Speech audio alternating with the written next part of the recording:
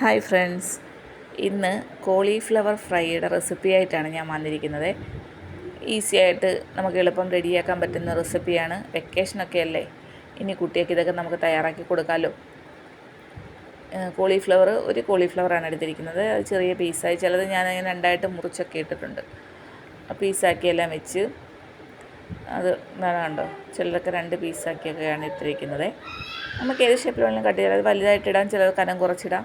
എന്നിട്ട് മഞ്ഞൾപ്പൊടി ഇട്ട് തിളപ്പിച്ച വെള്ളത്തിൽ ആവശ്യത്തിന് ഉപ്പും ചേർത്ത് ആ വെള്ളം ഒന്ന് ചൂടായി വരുമ്പോൾ ഇട്ടിട്ട് ഒരു 2-3 മിനിറ്റ് അതിനകത്തിട്ടൊന്ന് ഇളക്കി, അതിനകത്ത് പുഴുക്കളൊക്കെ ഉണ്ടെന്നുള്ളതെല്ലാം ചത്തുപോകുന്നിടം വരെ ഒന്നിട്ടിട്ട് കോരിയെടുക്കുക. കോരിയിട്ട് ചൂടാറാൻ വെക്കുക. എന്നിട്ട് ഒരു 1.5 സ്പൂൺ മുളക് പൊടിയും 1/2 ടീസ്പൂൺ ഇഞ്ചി വെളുത്തുള്ളി പേസ്റ്റ്, 1/2 ടീസ്പൂൺ മഞ്ഞൾപ്പൊടി, 1/4 ടീസ്പൂൺ ഗരം മസാല, 2 ടീസ്പൂൺ അരിപ്പൊടിയും, 2 ടീസ്പൂണല്ല ടേബിൾ സ്പൂൺ 2 ടേബിൾ സ്പൂൺ മൈദയും, ആവശ്യത്തിന് ഉപ്പ് ചേർത്തതിന് ശേഷം അതിലേക്ക് 1 ടീസ്പൂൺ ടൊമാറ്റോ സോസ് ആഡ് ചെയ്യുക. അത് പുളിയും മധുരവും എല്ലാം കൂടെ നൽകുമ്പോൾ ഒരു പ്രത്യേക ടേസ്റ്റാണ് ഇതിൻ്റെ കൂട്ടിന്. അതിലേക്ക് അല്പാൽപമായിട്ട് വെള്ളം ഒഴിച്ച് ഒരു വിസ്കോ സ്പൂണോ കൈകൊണ്ടോ എന്തേലും ഉപയോഗിച്ച് ഇതുപോലെ കുറേശ്ശെ ഇളക്കി അതൊരു നല്ല കൂട്ടാക്കി എടുക്കുക. ഒരുപാട് ലൂസായി പോയി കഴിഞ്ഞാൽ അത് കോളിഫ്ലവറിൽ കവറായി കിട്ടത്തില്ല, അത് കോട്ടിങ് കിട്ടത്തില്ല. ലാസ്റ്റ് അതിൻ്റെ ഉപ്പൊന്ന് നോക്കുക. എനിക്ക് ഉപ്പ് കുറച്ചുകൂടെ ആഡ് ചെയ്യേണ്ടി വന്നു, ഉപ്പ് കുറവായിരുന്നു.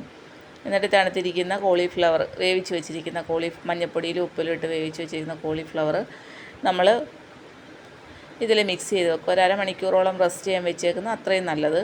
അതല്ല ഉടനെ ഉണ്ടാക്കുന്നെങ്കിൽ ഉടനെ ഉണ്ടാക്കാം.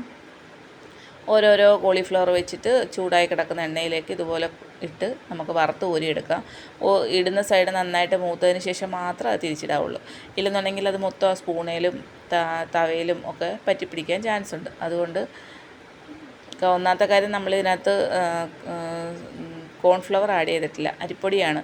കോൺഫ്ലവർ ആണെങ്കിൽ അത് നന്നായി കവറായി തന്നെ ഇരുന്നോളും. പക്ഷേ അരിപ്പൊടി ആകുമ്പോൾ കവറായി കിട്ടും. എന്നാൽ നമ്മളത് മൂക്കാതെ തിരിച്ചിട്ട് കഴിഞ്ഞാൽ ചിലപ്പോൾ അത് ഒട്ടിപ്പിടിക്കാൻ ചാൻസ് ഉണ്ട്, സ്പൂണിലും തവിയിലും ഒക്കെ. അതുകൊണ്ട് പറഞ്ഞതാണ്. ഇനിയിപ്പം വെക്കേഷനൊക്കെ അല്ലേ വരുന്നത്. ഇത്രയും നാളും ജൂൺ മാസം മുതൽ മാർച്ച് മാസം വരെയും ഇവർ സ്കൂളിൽ പോയി അധ്വാനിച്ചിട്ട് വരുന്നതിൻ്റെ ക്ഷീണവും വിശപ്പും അല്ലായിരുന്നു. ഇനിയിപ്പം വീടുകളിൽ കിടന്ന് കളിക്കുന്നതിൻ്റെ വെക്കേഷൻ്റെ കളിയുടെ ക്ഷീണവും വിശപ്പും ആയിരിക്കും. വൈകുന്നേരം ആകുമ്പോൾ എല്ലാവർക്കും ഒരു വിശപ്പ് കാണും കുട്ടികൾക്ക്. ആ സമയത്ത് ഇതുപോലുള്ള റെസിപ്പീസൊക്കെ നമുക്ക് റെഡിയാക്കി കൊടുത്താൽ അവർക്കൊരു സന്തോഷമാണ്.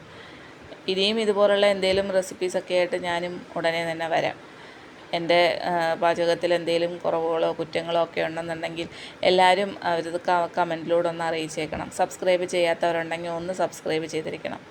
അപ്പോൾ ഉടനെ തന്നെ വീണ്ടും ഒരു റെസിപ്പിയായിട്ട് കാണുന്നത് വരെ ഓക്കെ ബായ്.